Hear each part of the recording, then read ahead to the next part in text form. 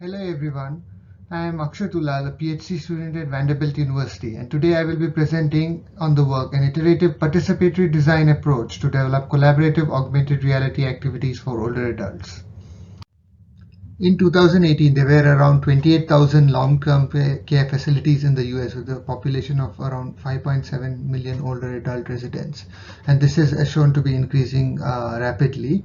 The problem with older adults at LTCs is that they are more likely to experience loneliness due to the less frequent contact with their friends and families.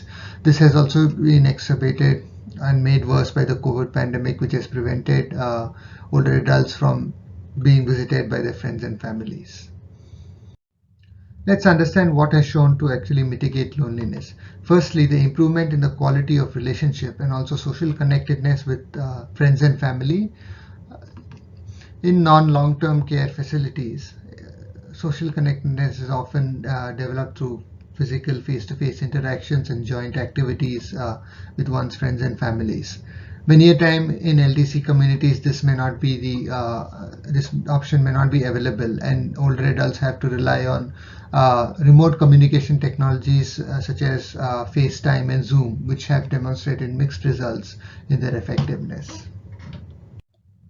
The most commonly used interactive communicative technologies for today for older adults in keeping in contact with their friends and family are Zoom, FaceTime, and also sometimes even through video conferencing.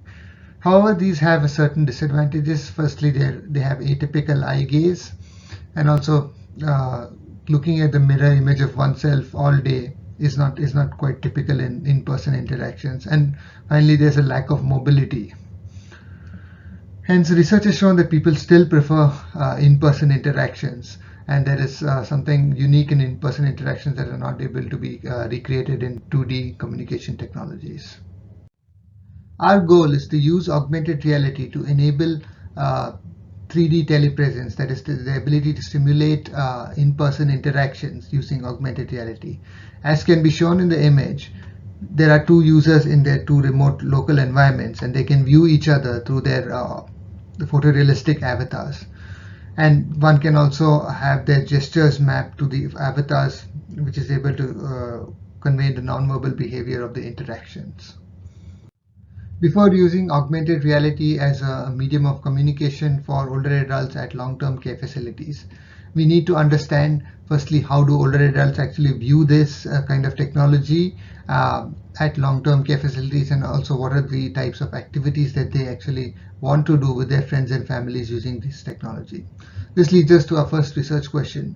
What are the types of collaborative AR activities that older adults would actually like to do using this technology, and what types of activities that would help them develop the social connection that could mitigate loneliness. And secondly, we also are interested in the challenges of implementing such an activity in long-term care facility. This includes all the ancillary challenges of the infrastructure requirements, and also how this type of technology can be adapted to older adults' needs. In order to identify the challenges and the issues associated with implementing such an activity at long-term care facility, we decided to use an iterative participatory design involving stakeholders, that is the older adults themselves, their friends and family members, and also the long-term care facility staff. This method was primarily used because not all issues are known beforehand, and gradually through the iterative nature of this study, we can actually discover what are the issues that can actually come up, and also get solutions from the stakeholders themselves on what would be a useful approach to solve these problems.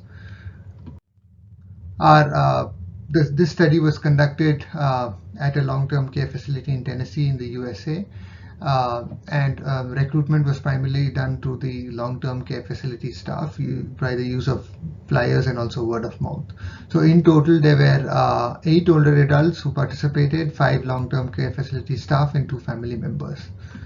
And the breakdown of the age and gender of older adults is shown. And also, in order to test the cognitive capabilities of older adults, we used the SAGE test score. Any score that is below 17 is considered people with having a little bit of thinking and cognitive problems. And all of the participants in our study belong to this category. Now, there are different devices that can be used in augmented reality. In our case, we use the HoloLens 2, and it has pretty standard methods, interaction methods in augmented reality.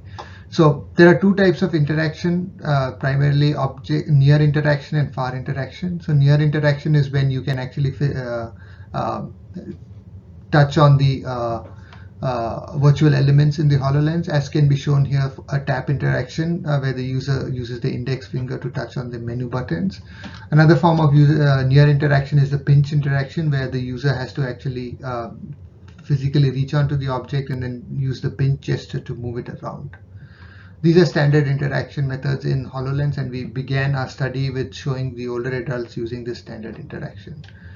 When using far interaction, that is basically to move objects that are further away from you, there are three steps. First step is you point at the object and a dotted line appears, as can be shown in the image.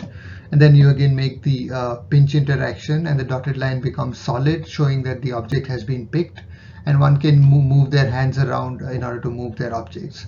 And this is the type of interaction that is generally used for moving items around when one is seated and cannot move around the environment. And this was the starting point again that was shown for older adults when interacting in augmented reality. The main findings included 5 main topics. First one is the older adults' perceptions of the avatar. Initially, we used the in3D volumetric scanning application, and then we switched to Unreal's MetaHuman, which was preferred by the older adults. In terms of the activity they liked many of them, including checkers, bingo, cards, fireplace decoration. We decided to prototype 2 of these, that is checkers for simulating near interaction and fireplace for simulating far interaction. For the 2 types of interaction modalities, for near interaction, older adults found it difficult to perform the pinch gesture, which had to be modified due to their dexterity issues caused due to arthritis. And for far interaction, they wanted their voice also incorporated, so voice commands can be used to actually move the objects, which made it much easier. In terms of the user interface, the older adults preferred highlighting of a checkers piece whenever it is picked up, or a fireplace object whenever it is picked up, for easier usability. They also liked clean menus without nesting, and also the ability to scale menus so that they can read the objects much more clearly. For remembrance of interactions, every visit we had to again remind them how to actually interact, since the visits were one month placed apart. But each time they could learn faster, and they remembered elements of the previous interaction, which elements were harder, which were easier, and they could learn the way to interact a bit faster. Finally, when considering all these findings, we can make certain conclusions and the recommendations that need to be followed when implementing collaborative AR activities for older adults.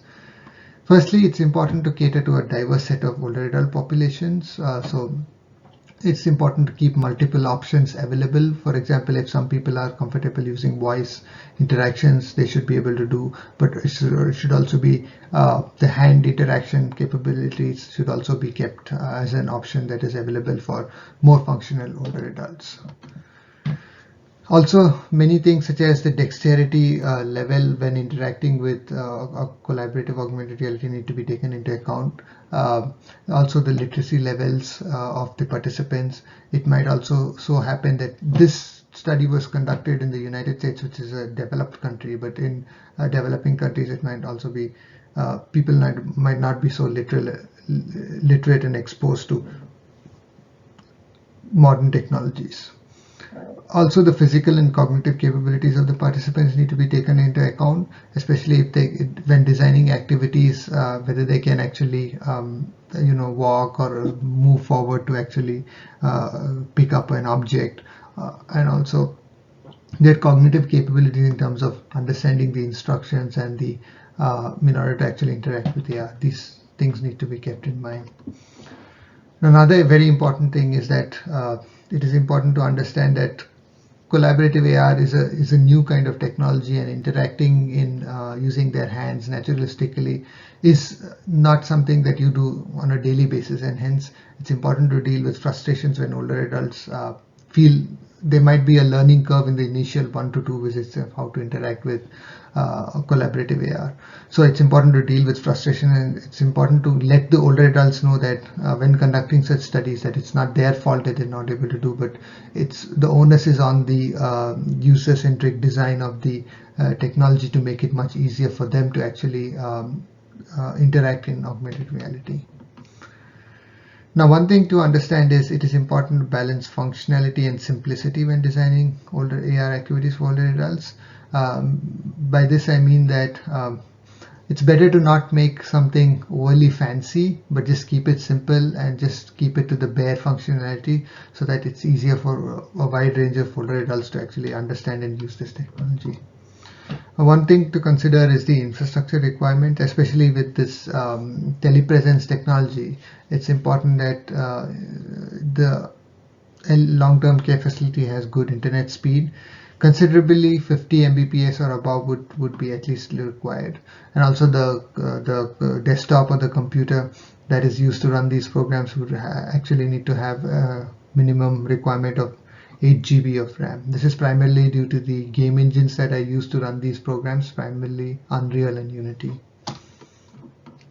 In conclusion, collaborative AR has a lot of promise for older adults, and many of them were enthusiastic, and all 8 older adults had actually participated throughout the study, showing their interest. However, it has to be noted that these activities need to be adapted according to the older adults' needs for them to partake and enjoy these activities. Thank you for listening, and if there's any questions, feel free to let me know, and also refer the paper that will be put up at the conference.